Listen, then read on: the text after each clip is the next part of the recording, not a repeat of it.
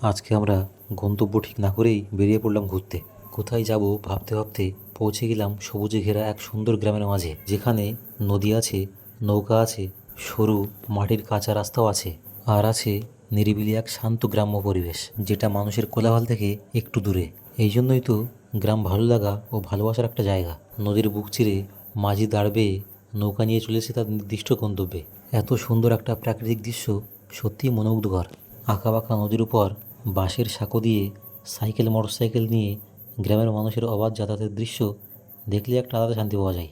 এখানে ইছামতি নদীর উপরে একটা বোট ছিল, আর তার সঙ্গে মাটি কাটা জেসিবির মতো একটা মেশিন ছিল, আর সঙ্গে দুটো ছোট ছোট নৌকা। প্রায় 1 বছর আগে আমরা এই জায়গায় এসেছিলাম, তখনও এই বোট এখানেই ছিল। কাকারা বলল তারা নদী কাটতে এসেছে। এখানে চাষিরা ধান খেতে জল দিচ্ছে। এই সুন্দর দৃশ্য গ্রামের সৌন্দর্যকে আরও বাড়িয়ে তোলে। এসব দেখলেই কেমন যেন ছোটোবেলার কথা মনে পড়ে যায়। ছোটোবেলায় আমরা এই মেশিনের জলে গোসল করতে যেতাম। একটা দাদু নদীতে জাল ফেলে মাছ ধরছিল। কাছে গিয়ে দেখলাম কিছু মাছ সেই জালে উঠেছে। পুঁটি মাছ, চ্যাং মাছ, শোল মাছ। এই মাছগুলো ধরে দাদু হাটে নিয়ে বিক্রি করবে। গ্রামে মানুষের একাংশই মাছ বিক্রি করে তারা তাদের জীবিকা নির্বাহ করেন। এদিকে আমরা নদীর চর দিয়ে হেঁটে বেড়াচ্ছিলাম। নদীর চর দিয়ে হাঁটতে ভালো লাগছিল। এখানে দুই নদীর মিলনস্থল, একদিকে যমুনা নদী আর একদিকে ইছামতি। এখানে ইছামতি নদী এসে মিশেছে যমুনা নদীতে। নদী দুটো এখানে খুব একটা চড় না হলেও সৌন্দর্যে ভরপুর।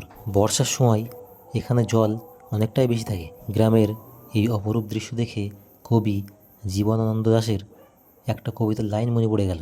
বাংলার মুখ আমি দেখিয়াছি, তাই আমি পৃথিবীর রূপ খুঁজিতে যাই না আর। অন্ধকারে জেগে উঠে ডুমুরের গাছে, চেয়ে দেখি ছাতার মতন বড় পাতাটির নিচে বসে আছে ভোরের দোয়েল পাখি।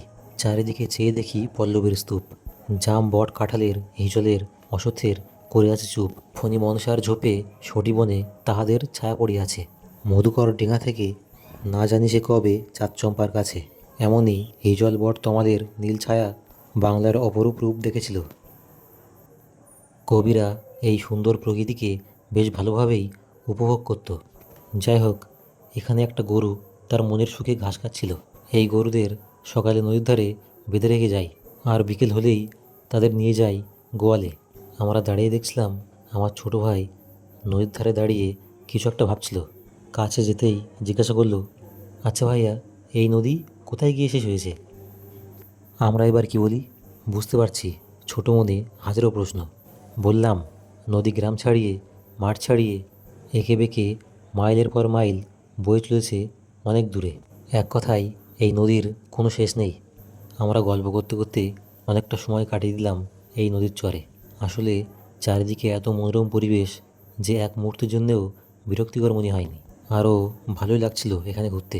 আমার ভাই বলছিল, ভাইয়া, আমরা এখানে একদিন বড়শি নিয়ে এসে মাছ ধরলে কেমন হয়? আমরা একটু হেসে বললাম, ভালোই হয়। আমরা নদীর ধার দিয়ে আরও বেশ কিছুক্ষণ এদিক ওদিক ঘুরলাম। এরপর নদীর উপরের পাড়ে চলে আসলাম। তারপর খেজুর গাছ, তাল গাছের মধ্য দিয়ে গ্রামের আঁকাবাঁকা মাটির সরু রাস্তা ধরে আমরা চললাম গ্রামের পাকা রাস্তার দিকে। এই জায়গাটা গ্রামের পাকা রাস্তার থেকে একটু ভিতরে। এখানে গ্রামের পাকা রাস্তাটার এক পাশে যমুনা নদী ও আর এক পাশে খুবই বড় একটা মাছের ভেড়ি। তারই মাঝখান দিয়ে এই রাস্তা। সব মিলিয়ে এই জায়গাটা সৌন্দর্য আরও দ্বিগুণ করে তুলেছে। আর এদিকে আমার ভাই পোজ দিয়ে দাঁড়িয়েছিল ছবি তোলার জন্যে। তারপর ভাইয়ের কিছু ছবি তুলে দিলাম। এখানে এসে দেখলাম স্থানীয় লোকজন তাদের কর্মব্যস্ততার মাঝে বিকেলে কিছু মুহূর্ত এখানে কাটিয়ে যায়। এখানে আমরা বেশ কিছুক্ষণ সময় কাটিয়ে তারপর বাড়ি পথ ধরলাম। আজকের বিকেলের ওয়েদারটা খুব সুন্দর।